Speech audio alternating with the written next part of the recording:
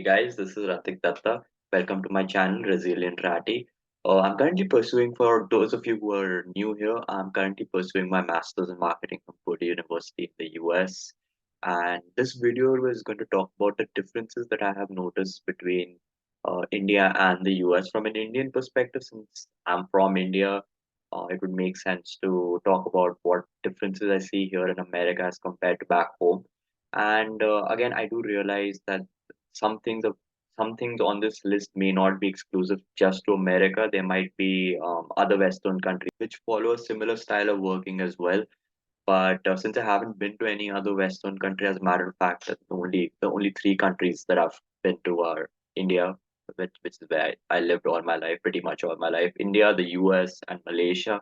I went to Malaysia when I was in fourth grade, so I don't know if that really counts because I don't remember it too well. So some of the things that I talk about in this video may actually not just be relevant just to the US, they could be to the other countries. And if that is the case, please let me know in the comment section below. I would love to know. And while you're at it, make sure that if you're liking this video, if you like these kind of videos, you don't forget to leave me one of these. This really helps the channel, guys. And also, if you're new here and you haven't subscribed already, please do consider subscribing. I make videos on my personal, professional, and academic experiences. This happens to be my personal experience of being here in the US. So in this video, I'm not going to be talking about the very obvious differences between what I've observed in India and what I've observed in the US, and things that I found really fascinating because things like India follows the degree centigrade method of measuring temperature. The US measures the degree Fahrenheit. The US is a left-hand drive. And so these are things that are very commonly known. So I'm not going to be talking about these. What I'm going to be talking about are the less commonly known things about the US that you probably don't know unless you're actually living here from an Indian perspective, once again. So here goes. The first thing that I would like to talk about, which is different here in the US as compared to India, is that first floor is not really the first floor. Confused? Well, I was pretty confused too, and I still get confused till today, in all honesty. So, what's usually the ground floor for us back home in India is actually the first floor here in America, which means that our first floor is actually their second floor. For my American viewers, in India, we basically have a system where the first floor is actually the ground floor. So we have a system of the ground floor. I don't know whether there's a system of the ground floor here in America, but the ground floor there in India means the first floor here in the US. And I find that pretty fascinating. I still find it a little confusing to navigate my way, and I accidentally have pressed the wrong lift button on quite a few occasions as well because I'm still trying to get used to it. But I found this very, very fascinating, and I think I always will. The second thing that I find very fascinating about the US, which is different from that in India, is the fact that there are no switches here.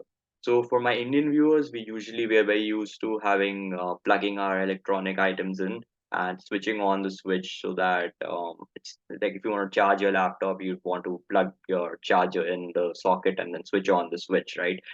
The concept of switch doesn't really exist in here in the US. So all you have to do to charge your laptop is just you just plug your charger into the socket and the laptop automatically gets charged. And I think that was again something that I personally not trying to diss on the American system or anything, but I just find the Indian way of the Indian method of actually having switches a little more. I just find that a little safer in all honesty, and I really hope that someday maybe even America can incorporate that system as well. The third thing that I find particularly fascinating about the US, especially coming from India, is well, before I get into the details of what this is, I have to say that this is one of those things that I really, really love and hope that India incorporates someday. Again, this is not a way to diss India in any way. I love India, it's my home country, I love it with all my heart. But I just truly believe that there's always room for improvement and we can always learn things from one another, similar to how America can learn about the concept of switches from India. I feel like this is something that we could incorporate in our Indian culture as well. Now that I've made that little clarification, let's talk about what the third point is. The third point is basically that pedestrians always have the first right here in the US. So now what does that mean? What that means is if you're driving and you see a pedestrian walking on the street, he's going to have the first right at all times. So if he decides to cross the road, you have to brake. I mean, of course, that's what the natural course of action would be to brake.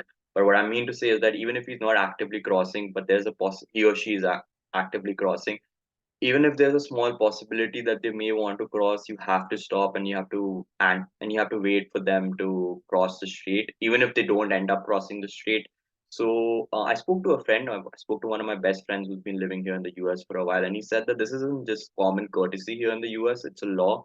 But I still find it pretty inspiring that people do this, because I don't know whether there's a similar law like this in India, but people don't really follow it, in the sense that, of course, people will stop because they don't want to run you over, but they'll keep. I mean, you won't see people patiently waiting for you to cross, and definitely not braking if they only anticipate you to cross, because even if people are crossing, people are going to start horning in India. At least that's what happens in my hometown of Mumbai, and I think that that happens pretty much everywhere else in India as well. You'd hear people honking the horn all the time to get people to hurry up.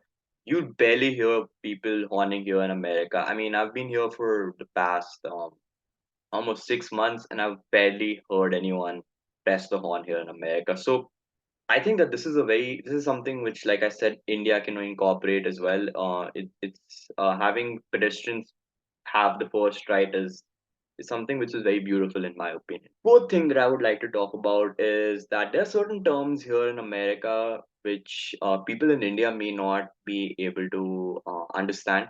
So, for example, in India we call the lift, but here in America it's not called the lift; it's called an elevator. Another example is that in India, we call the tool where we throw out all our trash as a dustbin. Here in America, it's called a trash can. Again, in India, we call football football. Where I mean, when I say football, I mean the sport, which the beautiful game where you basically keep passing down the ball and score a goal.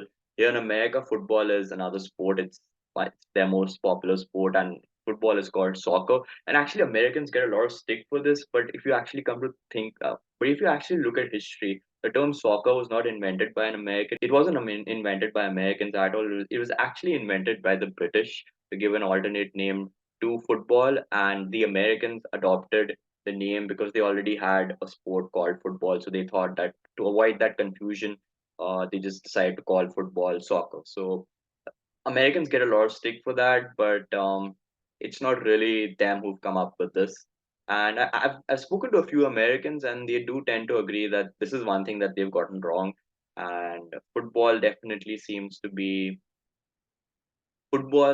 as a term seems to relate to our beautiful game, the football game, a lot more than the American football. The fifth thing that I find very, very fascinating about America, and it's something that I honestly it's again one of those things that I really hope India incorporates someday. But it's the fact that people are pretty polite here. So saying thank you, asking people to have a good day, and asking them how they are is it's a very common thing. It's done out of common courtesy. You get into a cab, your cab driver is going to ask you how your day has been. When you leave the cab, he's going to ask you to have a good day.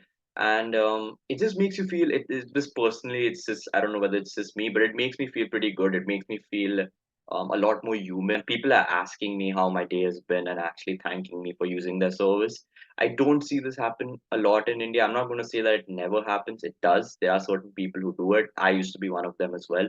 But it just isn't a very common practice. Not as common. It's not really. It's not integrated in our culture as well as it has here in America. So I think that's again another thing that India as a country and any other country which doesn't follow the American way of being polite can follow. The sixth thing and the final thing that I find very fascinating about America is the fact that you'll see a lot of American flags outside people's homes. So, of course, it's not unusual for people to be proud of their nationality and to be waving their flags. But I've seen American flags pretty frequently and pretty commonly here in America. I've lived in India for the past 25 years, and we do have Indian flags. Sure, of course we do, but I don't see Indian flags being waved outside people's homes as often as I do see American flags here in the US. India tends to have a lot of other flags which are waved as well, maybe a political flag or a religious flag, but the Indian flag is not waved as frequently as the American flag is. And again, once again, I think it just shows how, I mean, despite all of the controversies and the divisions and the disagreements and the differences in opinion, at the end of the day, being American is something that Americans take a lot of pride in, and I think that's pretty beautiful, if you ask me. That's about it, guys. Those were the 6 things that I found very fascinating here in the U.S. as coming from India. Again, I didn't talk about the commonly things which are common, which things which are of common knowledge. I spoke about some of the lesser known things and the observations that I've made here. I mean, there could be a part two coming up because I'm here for quite a bit, hopefully for a long time. So there will be a lot of other observations that I make, and in case I feel like I have made enough new observations, I can definitely make a part two. So let me know what you found most fascinating as an Indian about America in the comment section below, and also do let me know what kind of videos you would like me to make. Being here on YouTube genuinely makes me very happy, and I love the sense of community and a sense of belonging that YouTube provides. So um, just let me know whether you're from America, whether you're from India, or you're from the UK, or you're from Sweden, or wherever you're from.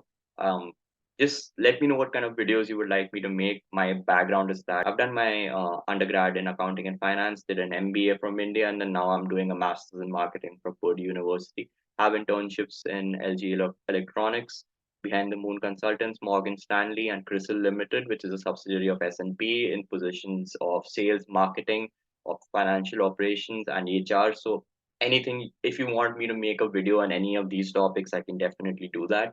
And yeah, that's about it. I think I'm really looking forward to the next video that I'm going to make. That's about it. Bye bye, guys. See you. Take care. Stay safe. Guys, this is Ratik Datta. Welcome to my channel, Resilient Ratty. And today you don't forget to give me a